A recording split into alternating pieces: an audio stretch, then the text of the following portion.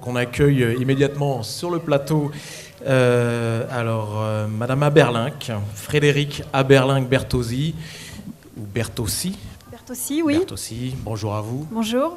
Donc vous travaillez à l'IRD, l'Institut de recherche pour le développement. Absolument. Et vous travaillez vous aussi sur des questions de génétique.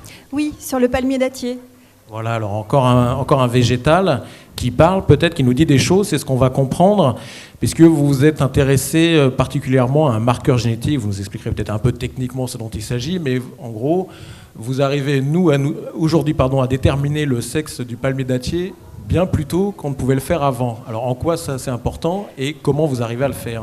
Alors c'est important parce que le palmier dattier est une plante que l'on dit dioïque, c'est-à-dire qu'il y a des individus mâles et des individus femelles.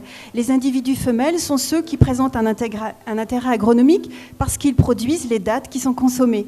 Le palmier mâle va produire du pollen qui est intéressant pour polliniser les palmiers femelles, mais on en a besoin d'un très petit nombre dans les plantations.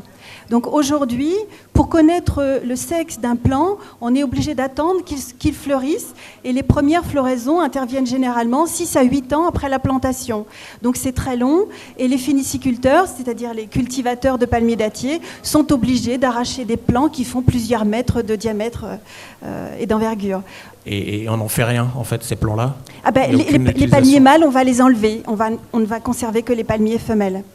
Et donc en gros, dans une plantation, il faut garder donc quelques mâles reproducteurs. Absolument. Et surtout donc privilégier tous ces pieds femelles qui vont donner des dattes. Oui. Donc c'est-à-dire qu'aujourd'hui, vous êtes capable de déterminer le sexe donc beaucoup plus tôt. Voilà. Donc en fait, quand on sème une graine, on est capable, à partir du moment où on a obtenu quelques feuilles, d'extraire l'ADN et d'utiliser les marqueurs moléculaires du sexe pour pouvoir déterminer si c'est un palmier mâle ou un palmier femelle.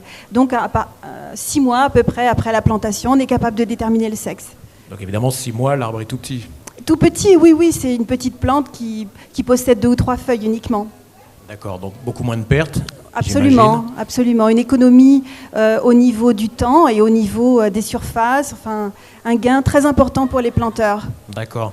Donc il s'agit d'un marqueur génétique pour déterminer ce sexe du palmier dattier. Alors, qu'est-ce que c'est un marqueur génétique ? Comment on l'utilise ? Alors déjà, comment on l'a trouvé ?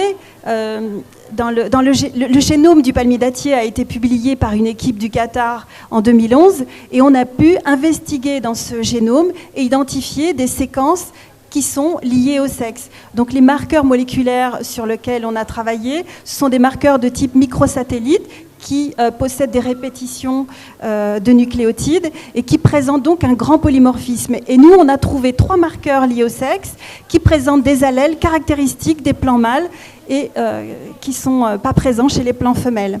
Alors un allèle ? Un allèle, c'est une forme du gène. Voilà.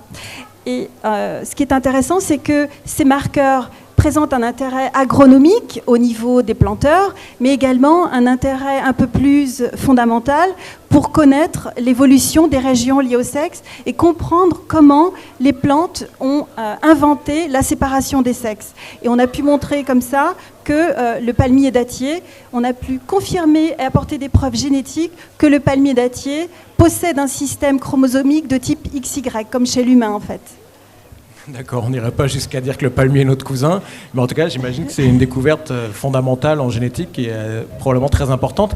Alors, peut-être pour remettre les choses en perspective, c'est quoi l'importance aujourd'hui du palmier dattier dans le monde ? Où est-ce qu'on le cultive ? Est-ce que c'est une espèce à préserver, éventuellement qui disparaisse, en termes de biodiversité aussi ? Alors, c'est un petit peu particulier parce que les surfaces consacrées au palmier dattier ont tendance à augmenter. On les rencontre principalement dans les zones arides de la planète, c'est-à-dire dans le Maghreb, dans le Sahel et au Moyen-Orient. Mais en revanche, on constate une diminution de l'agro-diversité, c'est-à-dire que ce sont toujours les mêmes cultivars qui sont plantés. Par exemple, en Tunisie, le cultivar d'Egletnour, qui est bien connu, il représente 60% de la production.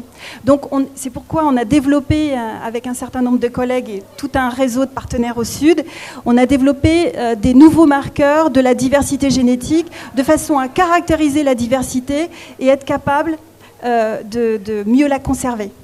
D'accord, donc j'imagine un intérêt commercial derrière. Oui, également, oui. Parce que ça veut dire préserver la diversité, c'est préserver forcément des caractères d'intérêt. Oui, c'est-à-dire qu'il faut être capable de préserver une grande diversité de caractéristiques phénotypiques. Ça peut être de la tolérance à des pathogènes, la tolérance à des stress abiotiques et également des caractéristiques organoleptiques des fruits. D'accord. Et des brevets sur ces découvertes? Oui, absolument. Il y a 2 brevets qui ont été déposés, l'un sur les marqueurs du sexe et l'autre sur les marqueurs de la diversité. Parfait. Donc des royalties pour vous, pour l'IRD surtout. Voilà, pour l'IRD. Merci. Merci beaucoup Françoise pour ces travaux que on continuera de suivre. En tout cas, bravo pour ces découvertes.